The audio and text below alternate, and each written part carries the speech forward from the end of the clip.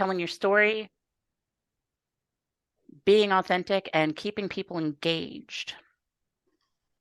Building authority on the channel, being known, liked, and trusted, audience retention, things like that, and also why we're doing 100 videos. So the 3 ingredients to gaining an audience, not just getting a view, is to be known, liked, trusted.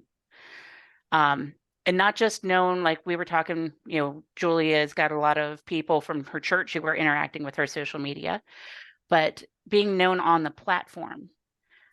So I don't know Mr. Beast, but I know who Mr. Beast is because I'm on YouTube. And even if you don't watch one of his videos, he usually shows up somewhere and then, suggest it.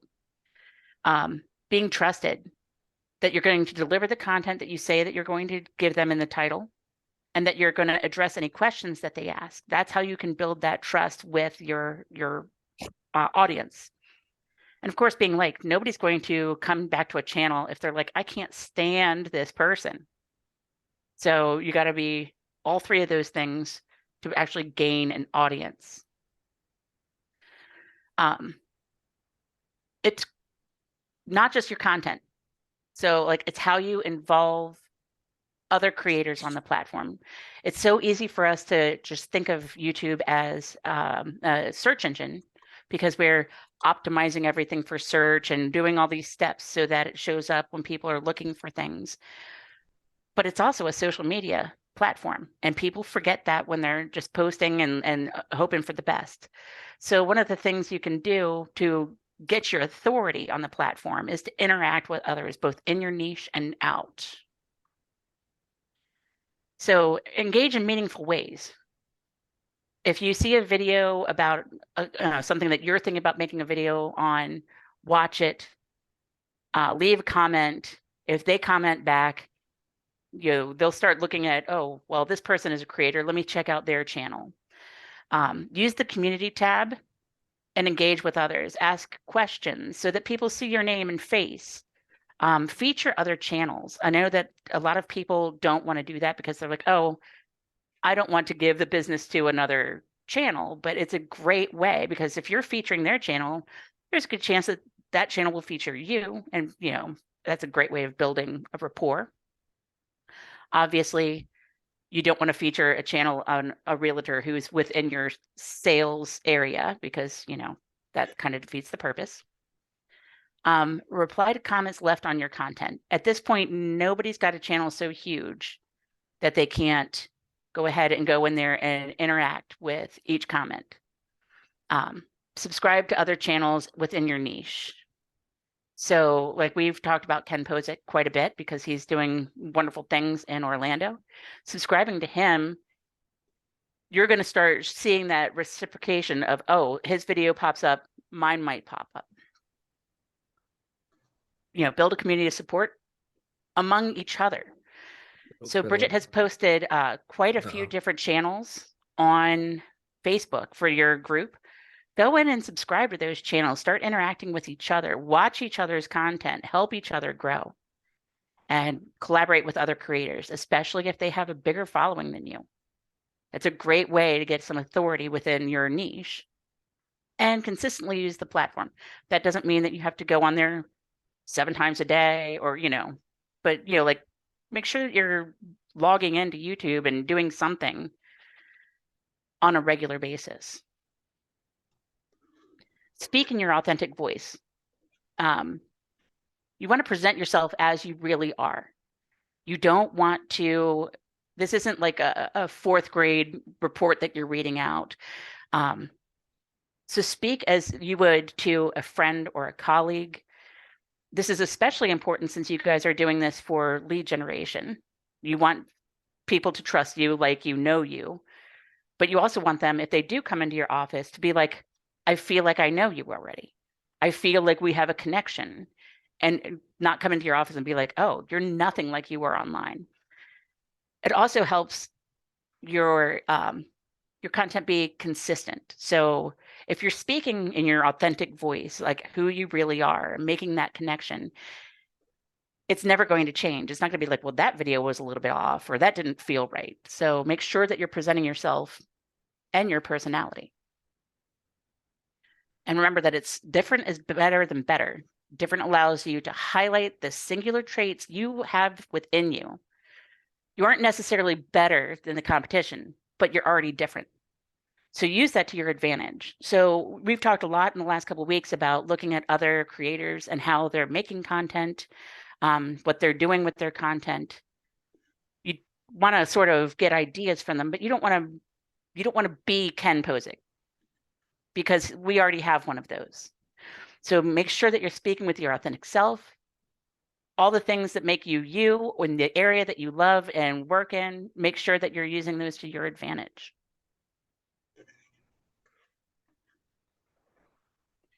Share your story. Open up and tell about your journey. How did you get to where you are today? Let them know who you are as a person, not just as a realtor. Start making that connection, because that is what draws people back. You could make a video, excuse me, on some kind of things you should know before you buy your first home. That doesn't necessarily mean that they're going to come back. But if your personality is shining through, or you tell a little thing about the first home you bought, people are going to start to connect with your story and are going to look forward to seeing your content again, instead of just whoever pops up first in search. And that doesn't mean you have to make like an origin story. This isn't like the Marvel universe. You're not going to be like an hour-long video about why you decided to become a realtor. Just share little bits and pieces over time. Like they crave that connection with the creator. So as you're giving up a little bit more information about yourself, they really feel like they can relate to you as a person. And then you start to develop a relationship with these people that you probably will never meet. But again, use what you have that is authentic and different from everybody else's story to make your content stand out. And this is a big one. Show them, don't tell them. So it's not going to work for a lot of things. If you're really focused on shorts, this one doesn't matter. But for longer form content, show the people what you're talking about rather than just sitting there and speaking at them. So as an example, we're going to use making a pot of coffee. I could sit here and tell you all the steps involved in making a pot of coffee. But if you showed them, the pouring the water into the coffee maker and scooping out the coffee grounds and putting them in the coffee maker and all that stuff, it's way more effective, and it's going to help with your retention. So think about like when you were in school and you had that one teacher that would just drone on forever, and you would be thinking about everything but what the teacher was speaking about. You don't want that to come across in your videos. Think of them as creative ways that you could get your information in front of the audience. If you're doing a tutorial, think about using whiteboard, film as you're writing it out. Use B-roll, movement, text, overlays to change the screen and grab their attention.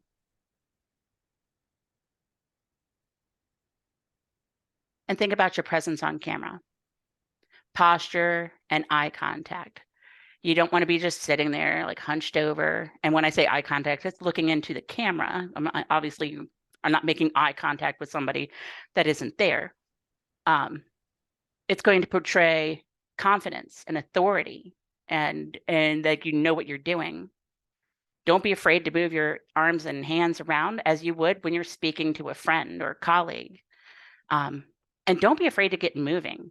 Use a gimbal or a selfie stick and add motion into your content, because again, if it's just a head sitting there telling you do this, do that, blah, blah, blah, it's not as engaging, and you're not going to have the same retention that you would if you put a little bit of effort into making the content. Bridget has one client who lives in a ski resort town, and he does a market update from the chairlift. So he's in all of his ski gear and he's just filming with his camera, and it's quick, it's entertaining, and it's got that movement that keeps you interested in what's going on. I thought it was a really creative way of getting that info out there. Nonverbal communication. About 70 or 57% of communication is nonverbal.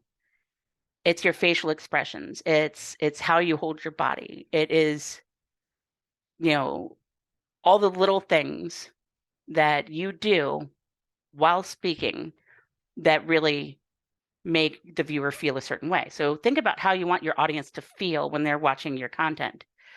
Does your body language match the tone you're trying to set? Are you engaging or off-putting? Now, if you're doing a critique video, obviously you're going to want to have different body language. So think about the tone you want to set for the audience that you're trying to reach.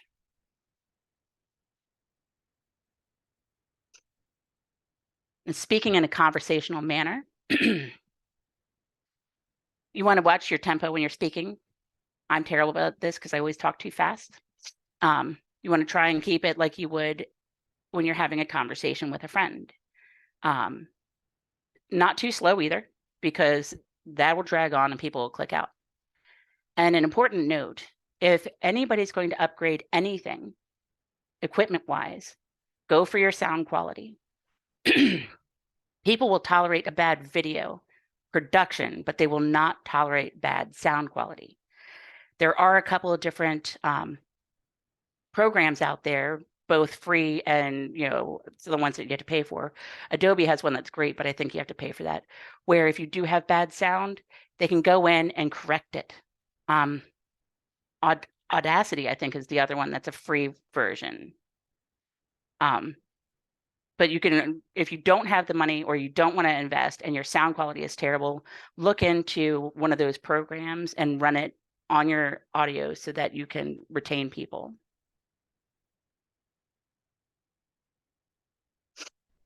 Don't ask for a like or subscribe until you give them some quality content. In the very beginning of YouTube, you would see like these old videos where they're like, my name is blah, blah, blah. This is blah, blah, blah. Welcome back to my channel. Like and subscribe. Why are you going to like and subscribe if you haven't gotten anything from that person yet? As a matter of fact, a lot of creators have gotten away from asking for a like or a subscribe altogether. If you do want to have that content, you can put in a graphic about halfway through. A lot of people make a little bell sound and just point at the subscribe or something like that to get the point across. But if they like your content, they're going to subscribe. Give them every opportunity to subscribe. Have the little button in the corner of your videos. Put it into your description. Make sure that it's as easy as possible for them to hit that subscribe button. But you don't really have to ask the everyday viewer. And don't welcome people back to your channel because maybe they've never been to your channel and it's wasted time.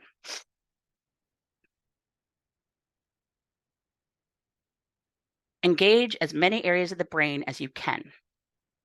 So without getting too scientific, different things that are happening on the screen are going to engage more parts of the brain, which are going to keep audience retention.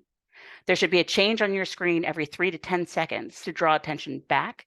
That doesn't mean that, if you're just starting out and filming, that doesn't mean that you have to pay an editor a bunch of money for B-roll and stuff like that. It can be something as simple as moving, or like I said, the guy with the chairlift, have some movement on the screen. Think about TV that you watch, or if you are a regular consumer on YouTube. Nothing stays the same. Nothing is static on that screen for any length of time. Even in the news, if you're watching local news, they're changing the camera angle back and forth to keep the screen from just being a talking head.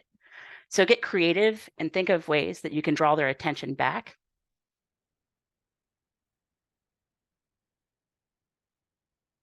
Some, like we said, use movement. You can walk.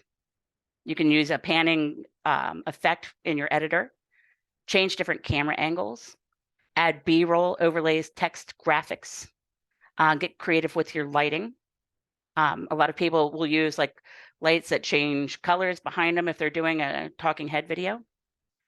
Add music that matches the tone of your content. Don't make it so loud that they can't hear you speak.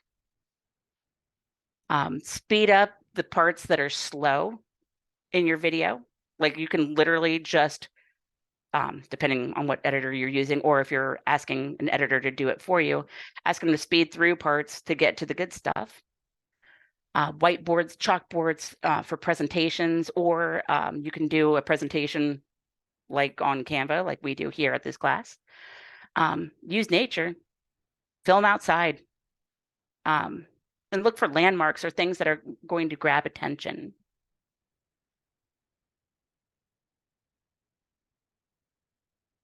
And consistency. Consistency is more about just posting on a regular schedule. It's about your message, about your format, about how you are delivering your information. That's why it's really important to speak in your own person. What feeling do you want when somebody comes to your channel? When they go to your page, what do you want them to feel? Do you want them to be engaged? Really think about that and really get creative with your channel art and thumbnails. Start thinking about what colors you're going to use, what fonts you're going to use. If you have a playbook right there with, we use these fonts, we use these colors, it makes making your thumbnails and everything way more efficient. New channels have a little more flexibility because they're just building your brand. So if you're brand new, just starting out, experiment and see what works for you.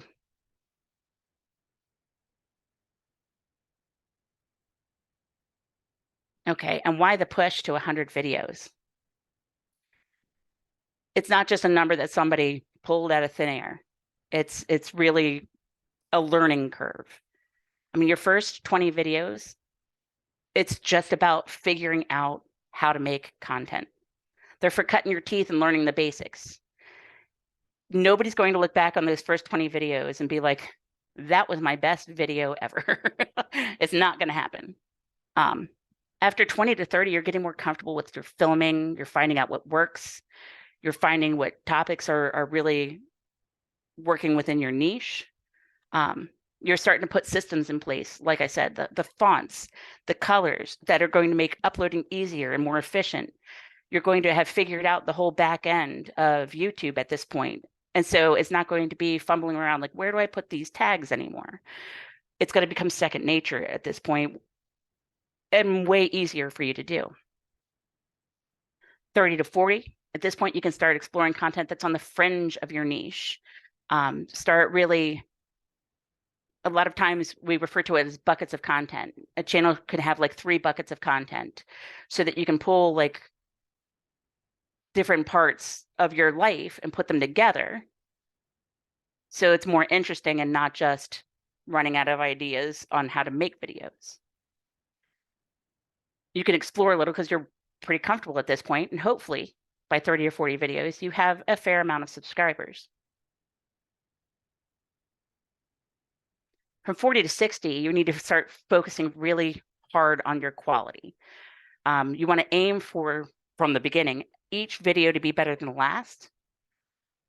But at this point, you should know, okay, I need to edit out this, I need to put in that. And even if you're not doing your editing, have the language and lingo to be able to communicate with whoever is doing your editing on what you want. It's the time to focus on lighting, sound, and editing. You know, you want to start putting out quality videos. That doesn't mean that you have to be in a studio.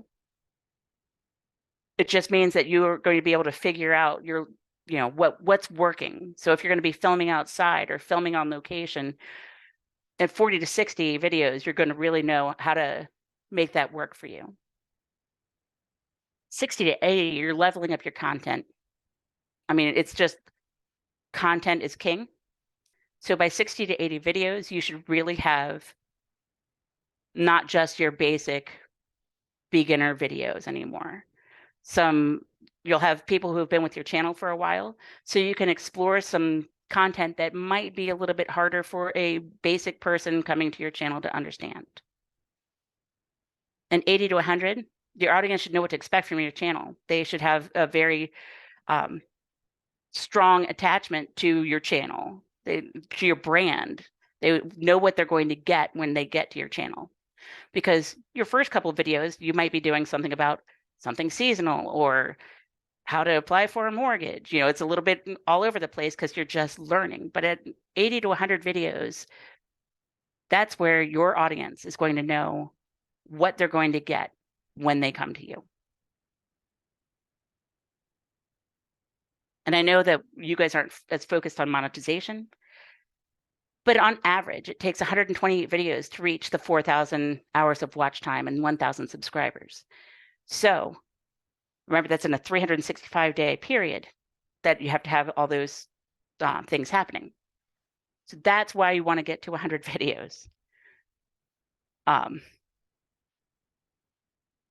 if you do want to do a channel for monetization purposes, the faster you get to about 130 videos, the better it is. And I know I talk way too fast. So anybody have any questions or anything you want me to go back to?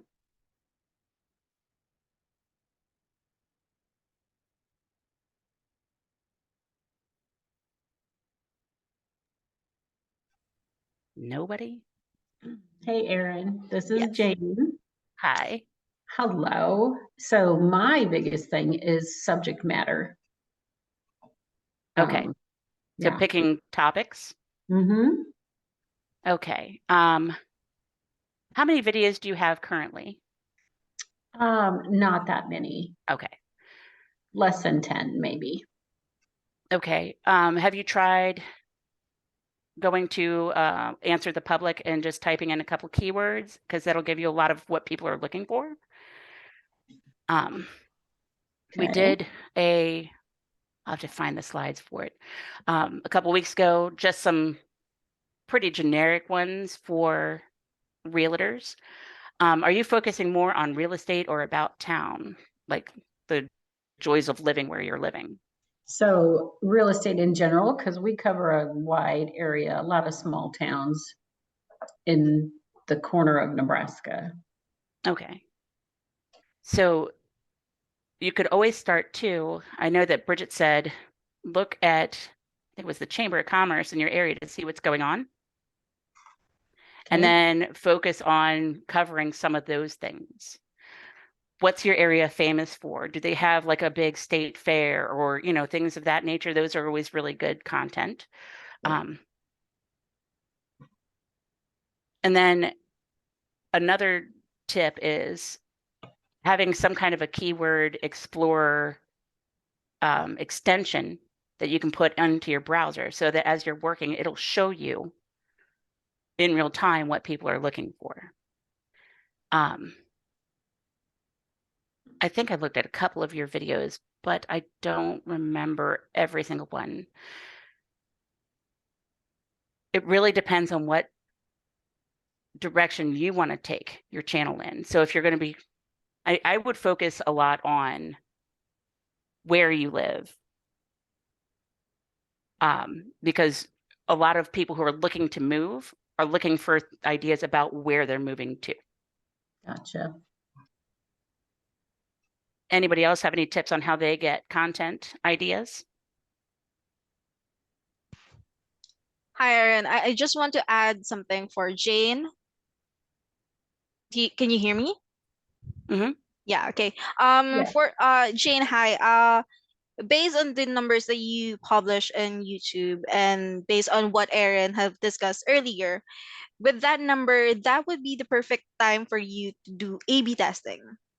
So I think Erin might have mentioned this from few classes back, but A/B testing is much like producing some seasonal contents or something, a topic about restaurants in this area, views in this area, museum in this area, and see how those contents or those topics works.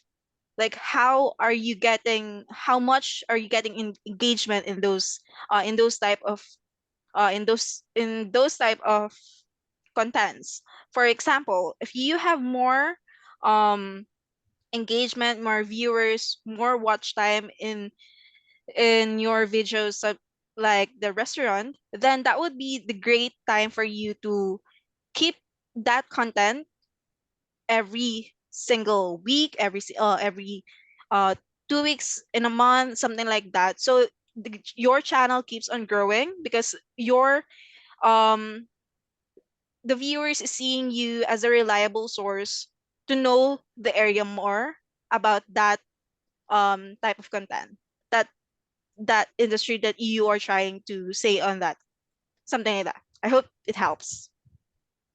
Also, don't be afraid to use your farm because you guys have the cows and stuff, right? Yep, yep. Yeah. And those are the ones that get the most views, which attracts people to my channel, but yeah, Yeah, I real would estate is so different. definitely use your animals because it's going to definitely draw people in. And then you can, like we discussed early on in this one, start telling your story and how you got to where you're at in real estate by using that loop back of your animals. Like the gentleman I was referring to earlier that does his market report from the ski lift, well, when it's snowing, like a lot of his stuff, he was talking about, living next to a ski resort in Sun Valley. Those market reports are obviously very real estate driven, but people who are looking for, a vacation in Sun Valley might stumble across his, might think he's entertaining, and might come back for more, So use what you have around you to your advantage. When you're being authentic to your content and authentically yourself, it's not just in how you speak, it's in how you live and where you live. So by showing them the farm and showing them every day and what it's like, I think that would be very entertaining.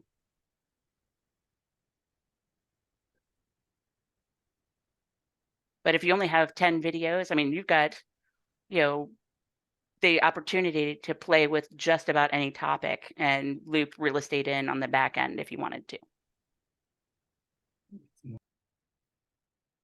One thing that I've been doing for topics as well as when I'm meeting with the agents, I'm an admin for the team and I'm sort of managing the YouTube. But when I meet with the agents, I just ask, like, what's something one of your clients asked you this week? Yes. Or what happened at Tuesday's inspection, and just try to dig things out from there. And then, the scripts that I write for them are really just saying, like, so just like wanted to talk about this question that I get asked all the time, or this is what just happened at my latest home inspection. And that, since they're just out in the field and every day is a new day, there's a lot of content that we can sort of just dig out from that. Yeah, and that's what people are looking for, because if they're asking their realtor, chances are they're looking up at home too. So that's a great piece of advice of what are people asking you at that moment. Another thing you could do, any of you who come to Deep Dive or Rainmaker, what are you talking about in those that you could make content about as well? There's great, discussions that happen on Deep Dive call on Mondays every week. I'm not even a realtor, but I get very interested in what people are saying. So any of those things that you're discussing amongst your colleagues as well, that's great content you could make. You can make shorts about it. You can make a long form content talking about, like stop listening to national news kind of thing. Like we talked about that in this week's Deep Dive of, just because a market's bad around DC doesn't mean that it's bad in Norfolk. So.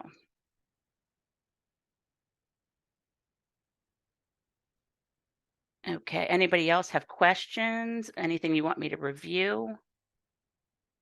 I know I speak way too fast.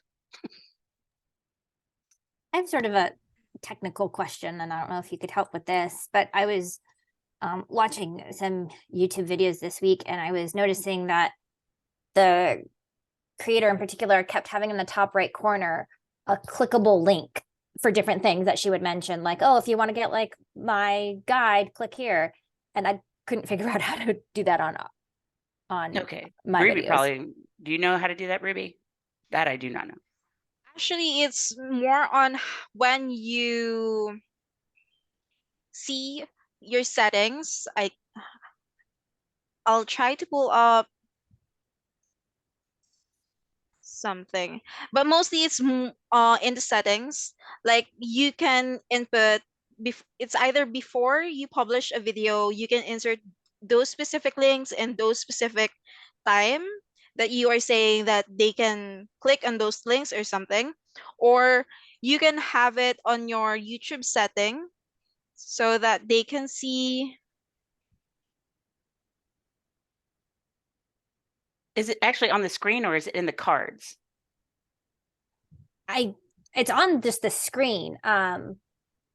And it's like different ones that come and go. So I added the like watermark with the like little square subscribe link that's just always up. But these are ones that like change throughout. And for hers, they're the top right corner of the screen. Oh, that's just a card. Okay. Yeah, that's so when you're in your studio, let me see. Yeah, I didn't even know what it was called to like Google how to do it. I thought you meant like something that they had like an overlay. Let me see if I can get into mine.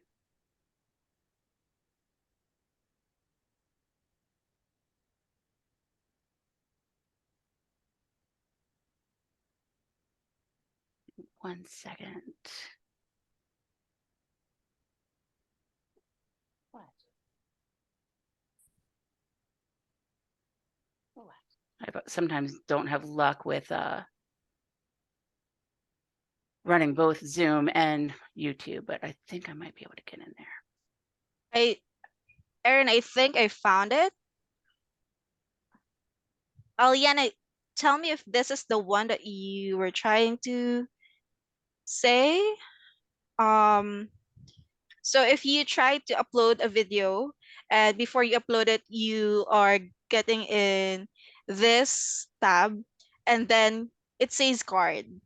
Add card here, and then you click that, and then if you want to, like in this time of this video, you want to add your channel or someone's channel or something like that. Also, if you want to direct them into a playlist, you can click this one and then that will be attached for this one, and let's try to click. So that this one's that shows like the 2030 YouTube channel. Can you see it? Yeah, something like that. And then if you don't like that, you want a specific video that you wanted to attach in that part, so it shows up right here. Okay. But Yeah. I'm noticing on Bridget's, it seems like the option for the link is not clickable. So like if you go back to the previous screen. Which one? Sorry. So go back to the like card screen, the main card screen. Here? Yeah, so click Yeah. add card. Yeah. And then see there's an option for link underneath Yeah. the channel. Okay, so you can only do that if you're paid? Oh, I think you have to join the YouTube partner program. Okay. Yeah. If you wanted to add, I think this is basically like within the YouTube platform, but if you want to add something outside YouTube, I think it's best to add it on your description, and that Yeah. you just have to say that on your video that it is on my description below, something like that. Okay. Yeah, that's what it was because I couldn't figure out how she was linking to her website. Okay. And so I wanted to do that, but I guess it's not an option at this Yeah, point. I think you have to be on the involved with the paid partnership program. Okay. But you can get to it from a video that you have already posted. Let me see if I can. Okay, I'm going to share real quick.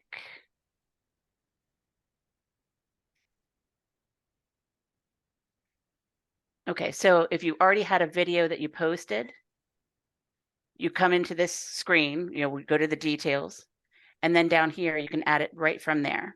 So if you wanted to add some cards in there, you can do it after it's up there. It doesn't have to be while you're doing it. Okay. You just hit the card and it'll give you the same options. Okay, thank you. At first I thought you meant like, how do you like add a clickable link overlay? I was like, I didn't even know that was possible.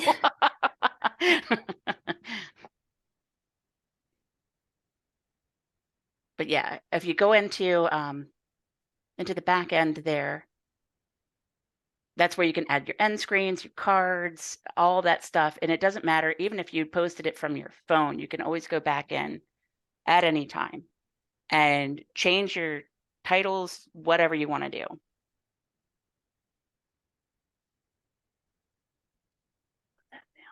Okay.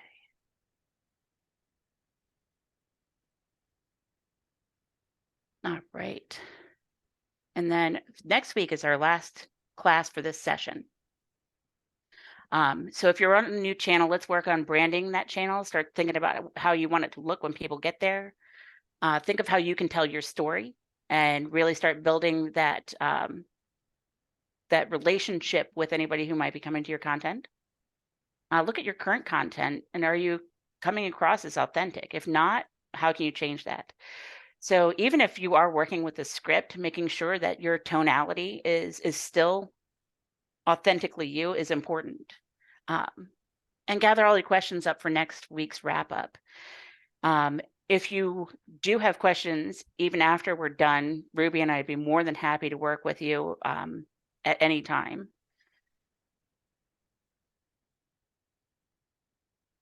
You guys get real quiet when Bridget's not here.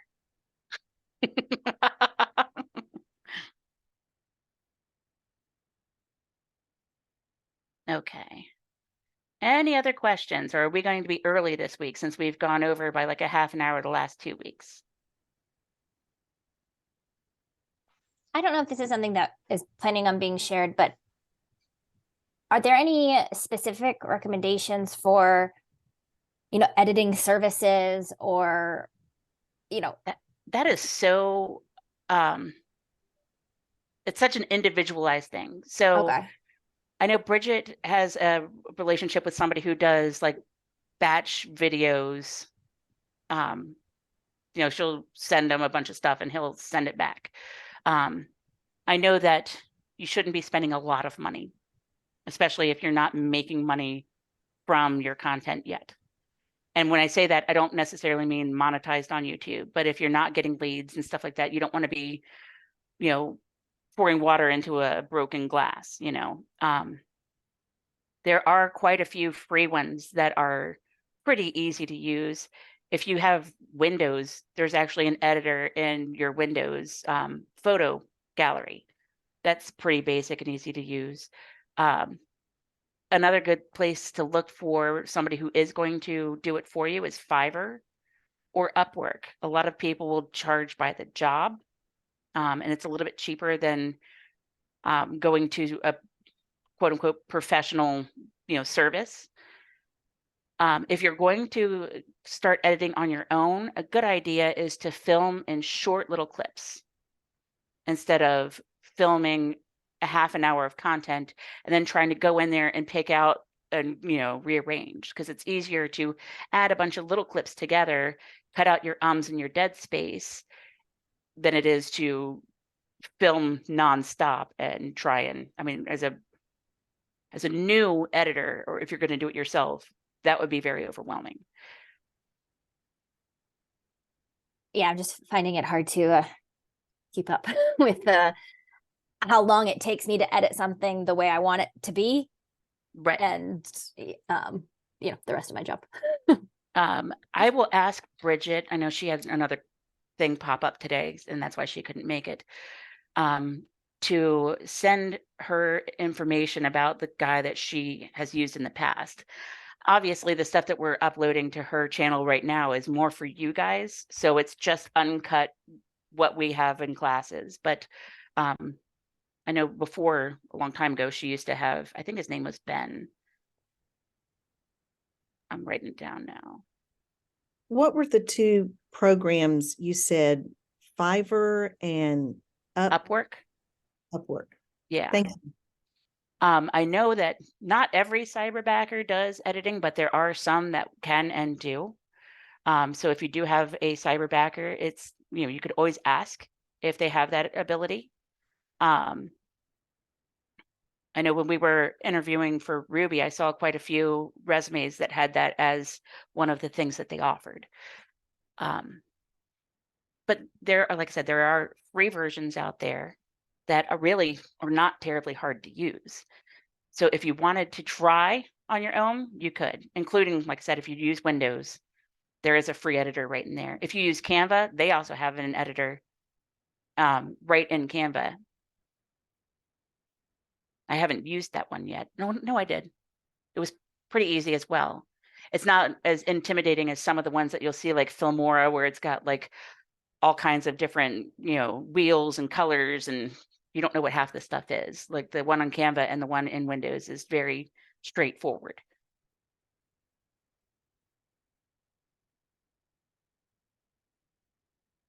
I don't like to just necessarily recommend something because I don't also know what people use. Like, I don't know anything about Apple products.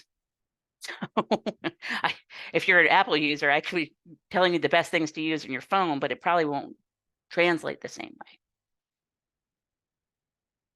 way. Okay, anybody else with questions? Anything that you want to cover before we finish on Tuesday?